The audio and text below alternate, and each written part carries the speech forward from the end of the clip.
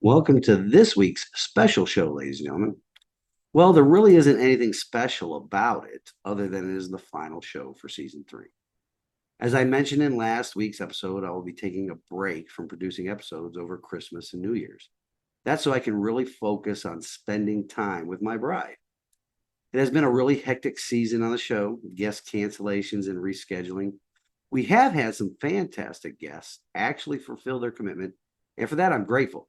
People like John Harris of the Tennessee Firearms Association, a true defender of our most basic civil liberty, that of self defense, which includes defending yourself from a tyrannical government. We have had Tennessee State Senators Frank Nicely and Janice Bowling on the program. Frank, he's a true Southern gentleman, and I wish him well in all of his future endeavors. The same thing goes for Janice, whom I will always refer to as the Iron Lady of the Tennessee Senate. I hope to have them on the program here again in the near future, but with the General Assembly convening right around the corner, I'm quite sure they will be busy trying to fend off the commie jackals in Nashville. Those commie jackals include that group of people that I refer to as transpublicans. You can actually see evidence of that with the latest rending of garments and gnashing of teeth by those on both sides of the aisle that either want to keep all children in the failing, on purpose too, failing government education centers across the state, or those that want government strings attached to any proposal that puts the citizens' sweat equity back in their own pockets as they seek to find a better solution to educate their children. Specifically, they want strings attached, meaning they want control of people that choose to homeschool their children. We will be definitely discussing that attack on liberty of the citizens in an upcoming season, which I mentioned last week, kicks off on the 8th of January. I'm still waiting on Congresswoman Harshbarger's office to finally nail down a time for her to come on the program. By far, she has been the most elusive. I'm also waiting for State Senator or State Representative Bud Holsey to get back with me, as I really want to discuss his and Senator Bowling's nullification bill with him. By the way, thank you to the many listeners across the state for your feedback on the episode about the nullification bill. I believe the bill can get across the finish line in the General Assembly if the members there receive enough push from the counties all across the state. Please continue those efforts with your local county commissions or even county Republican Party organizations. Nashville needs to know they have Tennessean support to push back against tyranny that is running rampant with the central government in Washington, D.C. The latest example of their tyranny is the recent passage of the National Defense Authorization Act. There's a whole bunch of liberty robbing or liberty usurping language in that piece of legislation, which is really just par for the course. It just goes to prove a point I regularly hear while watching the Dan Bongino show, and I believe that I've repeated on my program as well. It is this: while the Republicans are not the solution to all of your problems, the Democrats, well, they are definitely the cause of all the problems. And that doesn't apply to just Washington, D.C. folks. We'll talk about that sometime soon, too. For now, though, let's get on with this week's show and the season 3 finale. Welcome to a show where we will discuss how the citizens of this republic must continuously fight to maintain our liberty. And those fights are increasingly against our own government. Some of the episodes on liberty will shine a light on exactly how all levels of government are seeking to erode our constitutionally protected rights. We will also discuss the leadership needed to restore our constitutional republic, as well as providing examples of good and bad people in leadership positions in all facets of our society. Additionally, we will discuss the lies the people in positions of power and influence spread every day so they can maintain those same positions. I'm your host, Larry Linton, retired U.S. Navy veteran, small business owner, and candidate for the Tennessee House of Representatives, and this is the Liberty, Leadership, and Lies podcast. Again, welcome to this week's show, ladies and gentlemen. Truly humbled and honored that you are joining me today for the season finale. As I mentioned in the opening, as well as in last week's episode, I plan on taking a couple of weeks off from producing content so that I can really enjoy some time with my bride, as well as my daughter and son-in-law over the holidays. Season 4 will open on the 8th of January, which coincidentally will be my first day back at work in the Permian Basin. As many of you know, this upcoming year's contract with the client will predominantly be classroom training, which I'm fine with. Actually, I'm more than fine with it because I have spent some time during previous winter months out in the oil patch, both in Texas and North Dakota, and those temperatures leave something to be desired. I could definitely stand the heat and high temperatures better than I can the cold temperatures. As many of my close friends and families know, the cold and snow was one of the reasons I initially joined the Navy back in '87. At that time, I was living with my family in central New York in a small town a bit north of Syracuse, New York. That is an area of the country where they regularly measure snow in feet instead of inches. I will probably share the details of that on a future episode. That really didn't cap off my complete aversion to snow and cold temperatures, though. What sealed the deal on that was, so to say, was something they call becoming a blue nose in the U.S. Navy. It's just one of those quote unquote team building traditions that go back a long time in naval history. It's quite similar to becoming a shellback, which I'm one of those as well, having gone through one of those ceremonies back in the '80s. But becoming a blue nose happens when you're serving on a ship that operates north of the Arctic Circle.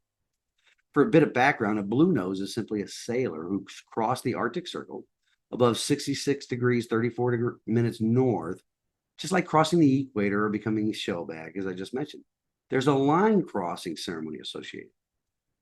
And once you're done, congratulations, you're a certified blue nose.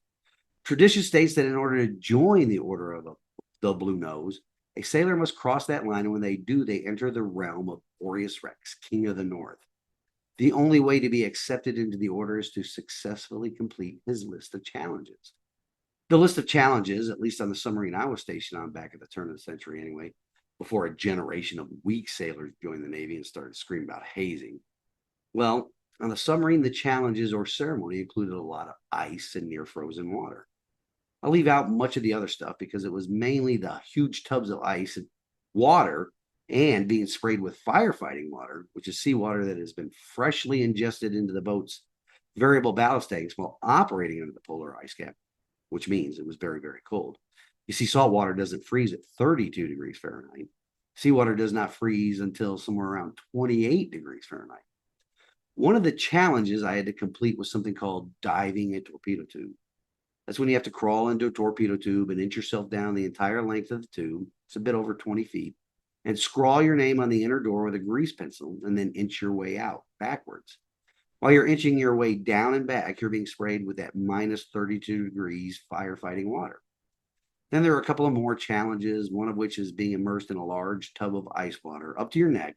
And the only way to get out of it is to correctly recite the words to a particular song.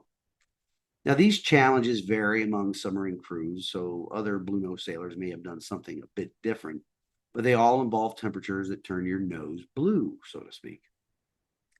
As I mentioned earlier, I also left out the stuff about the other challenges we had to complete. That's to keep the mystique around the challenges, just in case they're still being conducted. But the whole point of discussing that was because ever since that ceremony that I went through back in 2001, coupled with a few years of living in the part of the country where snow is measured in feet, not inches, I've not been able to tolerate cold temperatures very well. I definitely prefer the heat. So conducting these classroom seminars will definitely be an improvement over being out in the field exposed to the elements, especially in the winter months. I am very much looking forward to these future engagements, let me tell you. But this will be our last time together for a bit. I'm still down in Carlsbad, New Mexico, wrapping up the field engagements in this area for the remainder of this coming week. I also just I just finished facilitating one of those classroom sessions this past Saturday. I also, a bonus, get to return home on the day my bride and I celebrate our wedding anniversary. Homecomings are always great, but even more so when they happen on special occasions such as that. And yes, she informed me that she saved a bunch of cookies from her cookie palooza, so I don't have to miss out on them this year. It is shaping up to be a wonderful 2 weeks off before I'm back at the grind again. Now, let's discuss some of the ways in which the new aristocracy is subverting our Constitution and usurping our liberty. If you have been following the cabal, and yes, the cabal includes members of both major political parties, if you have been following what is going on at the seat of the central government, not the federal government, In Washington, D.C., you will know that the House and Senate passed their versions of the National Defense Authorization Act, or NDAA. What a bunch of garbage in that piece of legislation. If you were hoping that the new Speaker of the House would be a breath of fresh air after McCarthy was outed, your hopes should be dashed by now. He and a lot of other people talked a good game right out of the gate, and the way the commies attacked him did build him up to being something different, something other than what we were become accustomed to. But it didn't. It was all pretense. Because a true Christian conservative, somebody who would actually follow the Constitution, would not have allowed that NDAA to pass. We come back from this quick break, we'll discuss a few of the things that bill that are offensive to people's liberty. This NDAA serves as a bright and shining example of the fact that our government, well, it hates us. With that, I'll be right back.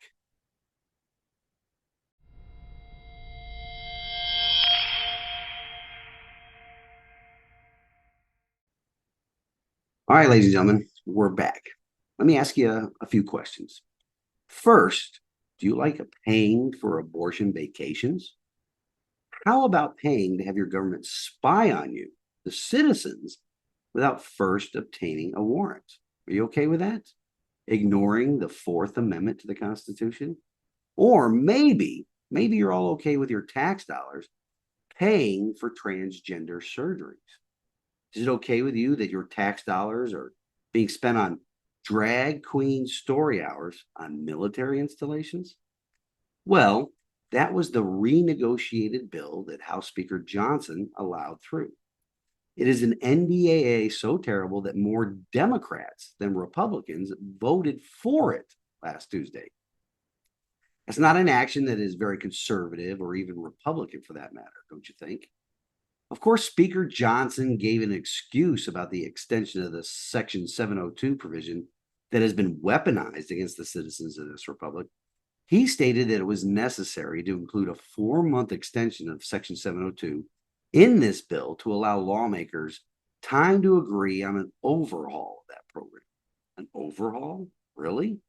This program needs to be done away with completely because it violates the Constitution of the United States. Period. Full stop.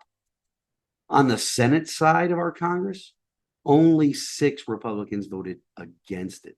6, ladies and gentlemen. Back to the House of Representatives, though. This bill could have been stopped in its tracks because of the mechanics Speaker Johnson used to bring it up for a vote. Some of those weird rules that the House comes up with on its own about passing or proposing legislation. Rules that they only follow when it's convenient, by the way. We have spoke before about the House rule that all legislation must include a constitutional authority statement as the basis for the legislation.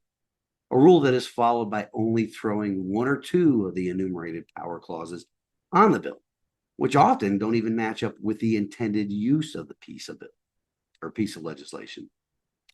That's a topic for another day, though. But Speaker Johnson, he brought this bill, which is what the Senate's version anyway, and we all know which party holds the majority control in that chamber, don't we? The communists. Anyway, the Senate copycat bill was brought up for a vote using one of the House's procedural rules, really under something called an expedited process, where the normal rules concerning legislation can be bypassed. You hear that? Rules that allow for the bypass of rules. Why have the rules in the first place? It's just to provide the members of the House the ability to provide the illusion of their fealty to the Constitution. But using this expedited process means the bill could have been defeated because the bill brought to the floor under the expedited process requires a 2/3 vote for passage. The Republicans hold a majority, a very slim one, but still a majority, a 221 to 213 hold on the House of Representatives. So surely 148 Republicans would vote against passage of this atrocity that not only funds abortion vacations and genital mutilation surgeries, along with keeping the program alive and well that the executive branch of government has used to spy on Americans, but it also continues to fund the money laundering operation that's going on in Ukraine. All of those items are opposed by a majority of Americans, but only 73 out of the 221 Republicans in the House of Representatives voted against the passage of that abomination of a bill. You know, the dementia ward escapee will gleefully be signing that bill, further usurping the liberty of the people and paying off his Ukrainian blackmailers. Don't you think?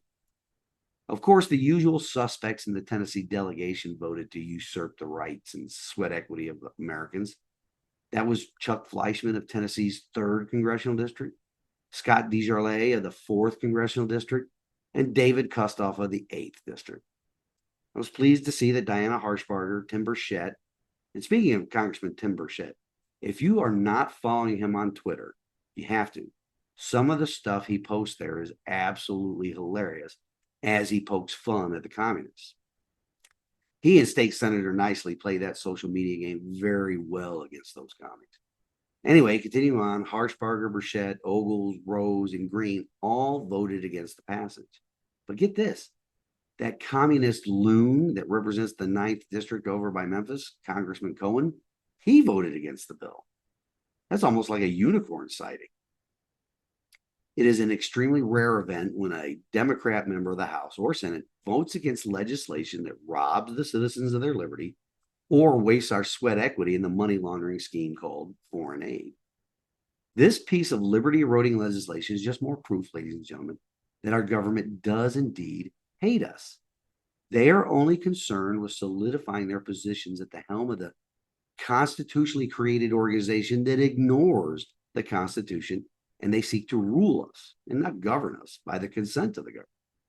They are only able to do that, too, because of the apathy of the electorate. Plain and simple. I want to touch on a point in the NDAA that I don't think many people have considered as it relates to the euphemistically called gender affirming care for members of the military. The genital butchery, medications, and lifelong medical treatments necessary for the mentally ill people that undergo that gender affirming care, will those same soldiers, sailors, Marines, and airmen that voluntarily butcher themselves be considered service-connected disabled after their time on active duty is over because of that? I'm not sure about that aspect because I've not heard about any case yet. And that's true because this type of medical treatment is relatively recent, but I would not doubt it one bit. So not only in the here and now will the citizens of this nation be forced to pay taxes to cover those surgeries, but I believe that taxpayers will be on the hook for medical treatment and medications for the rest of those mentally ill people's lives. And it's a mental illness that predates their entry on active duty. Because let's face it, a lot of those mentally ill people joined the service after Sleepy Joe got into office and promised to pay for their surgeries and treatment. While the mental illness cannot be considered service connected, the resulting treatment and surgeries that will permanently injure them will have occurred while they are on active duty, earning them a disability rating from the VA, ensuring they get lifelong treatment for the resulting fallout from those same surgeries and treatment. Mark my words, ladies and gentlemen, in the communist mad rush to create all kinds of subgroups of people, the long-term effects on our wallets will be astronomical. This social contagion, enabled and facilitated by the equally crazy leftists in our government, will cost the taxpayers astronomical sums of money now and well into the future. It could have been stopped by the Republicans in the House, but they chose to do this to us because the passage of the NDAA was definitely not something for us. When I come back, I will discuss the latest brouhaha happening here in the volunteer state as it relates to the big push by Transpublican Governor Lee and the rest of his bootlicking cohort in the General Assembly. So I'll be back right after this brief pause.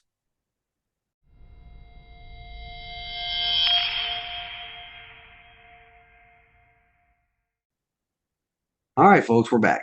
Let me start off by sharing a few words or phrases with you. First, education savings account. Next is a wildly popular phrase, especially among so-called Republicans and even true conservative individuals, school choice. And finally, a phrase that has entered in the lexicon here in my beloved state of Tennessee, education freedom.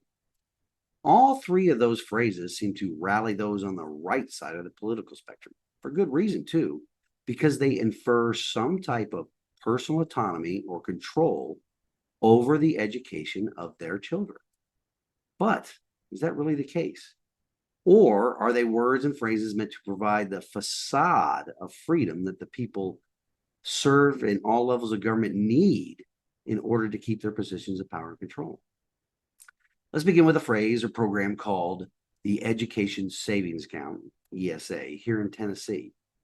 Straight from the Tennessee state's website comes the definition of that program. Quote, the ESA program allows eligible students who are zoned to attend Memphis Shelby County Schools, Metro Nashville Public Schools, Hamilton County Public Schools, or a school that was in the Achievement School District on May 24, 2019, to use state and local money toward education expenses, including tuition and or fees at approved private schools, unquote. Did you catch the key words in that program's description? Because they are words government likes to use all the time. State and local money, or approved. Why are phrases like that continuously used? Well, simply because it implies that it is the benevolent rulers in our government at all levels of government. Those words imply that the government is doing something for somebody. They are kindly providing you, the tax-paying citizen, some of the government treasury's largesse to find a better school to have your child educated in. But wait, where does the government get this money they are so benevolently giving back to parents that wants to find a better school than the ones the government currently runs? Well, that money first came from the taxpayers themselves. Pretty neat how that works, right? Oh, you poor lowly vassal that works hard for your money to pay taxes that prop up our poorly run indoctrination centers. Here is some of your money back to find a better school. But first, you have to live in a specific location to be eligible. You cannot make too much money either, because if you did, you could do this on your own while still funding our failing schools. Oh, you also have to go only to a school that we approve of. Of course, if too many people want to rescue their children from our failing schools, we'll have to enter your child into a lottery. If by chance they are randomly chosen for our ESA wealth distribution program, then it's your lucky day. By the way, though, you have to go through this every year because we are such benevolent rulers that we want to provide this opportunity to all children. Again, though, only those children that live in a certain location and meet certain income requirements. Because, as George Orwell said so eloquently, some animals are more equal than others. Now, the ESA program is one of Tennessee or Transpublican Governor Lee's signature or legacy pieces of legislation. The fact right there should cause every true conservative to question not only the means for implementing the program, but the desired outcomes as well. I sort of alluded to that in my sarcastic dialogue a minute ago. And if you didn't catch on to this, the state, meaning the new aristocracy serving a government, they are the ones that pick and choose which alternative schools are the options for the tax-paying citizens so they can send their children.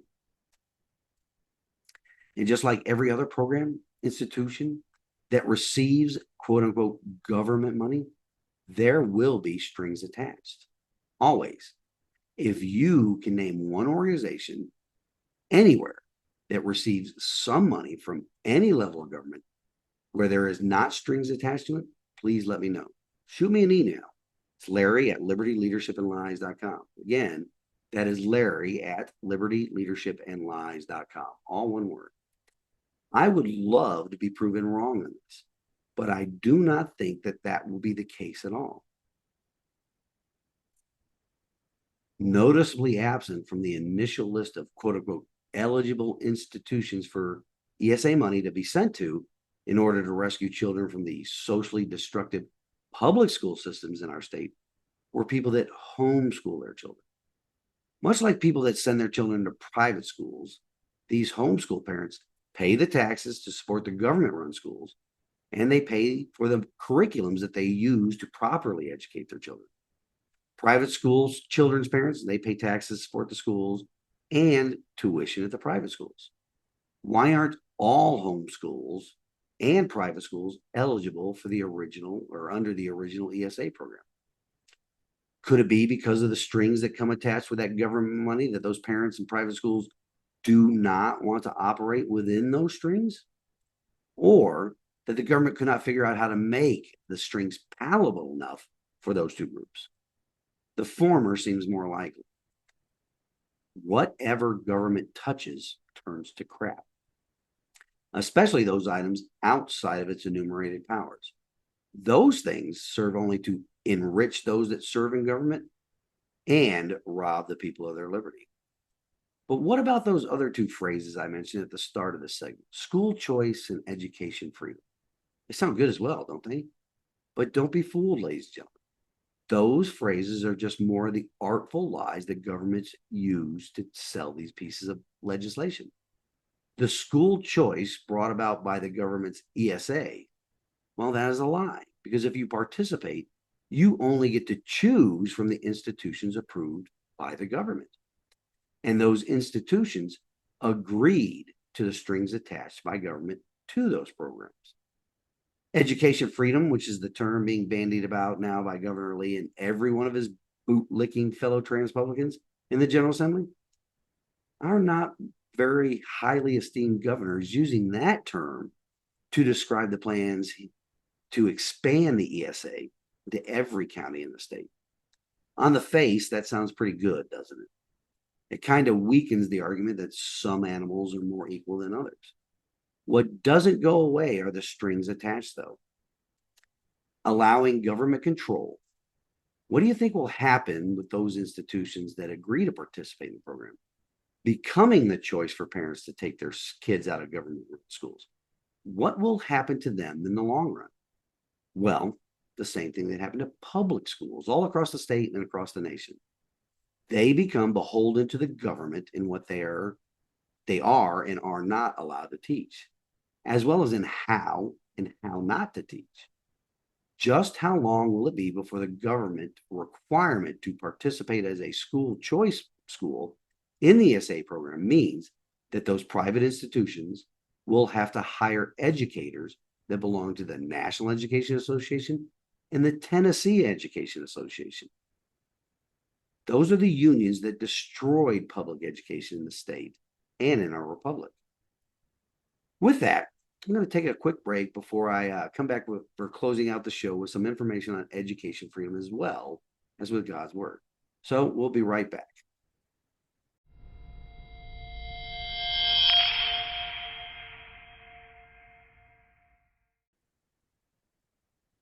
And we're back for the closing segment, folks. There's not much time left to discuss Governor Lee's education freedom push, but I encourage each of you to really scrutinize this. Watch what legislation is proposed in the upcoming regular session of the General Assembly. When you have so-called Republicans in the General Assembly saying things like Representative Kevin Vaughn out in Shelby County, who stated this about school choice, quote, "It's going to be competition between public and private schools. It would be nice if the same rules applied to each school," unquote. Who sets those rules he's referring to? The government, of course. Those same rules that ruin government education. Pay close attention to these folks and see it for the artful lie that it really is. When we kick off season 4, I'll have more to say on this matter and others, especially since the campaign will really get into motion shortly after the season premiere. I definitely will make my position known on this matter and many others that will provide the voters in Sevier County with a definite choice between sticking with the status quo or moving in a direction that protects the liberty of every Tennessean. Well, folks, that will wrap up this episode and this season. I'm looking forward to joining you all again in the new year. I pray that your Christmas Day celebrations are merry and bright, but more importantly, that the celebrations return the focus away from the commercial and secular and back to the birth of our Lord and Savior, Jesus Christ. that as a people, we can recognize the promises from our Creator that He has kept and know that He will keep the ones not yet fulfilled. We will close this episode and this season with one of God's most enduring promises. It comes to us from Isaiah chapter 40, verses 29 through 31. He gives strength to the weary and increases the power of the weak. Even youth grow tired and weary, and young men stumble and fall. But those who hope in the Lord will renew their strength. They will soar on wings like eagles. They will run and not grow weary. They will walk and not be faint. We all feel tired and weary from the hour by hour intrusions into our lives by every level of government. Our government, the very institution that was created to secure our liberty, has caused many of us to stumble and fall. Putting our hope and trust in the Lord will help us all gain the strength and stamina to restore the biblically based style of government our republic was meant to be. Never forget that resistance to tyranny is obedience to God. Until next year and next season, I humbly pray and ask that you stand in the arena with me. Reveille, it's time to wake up.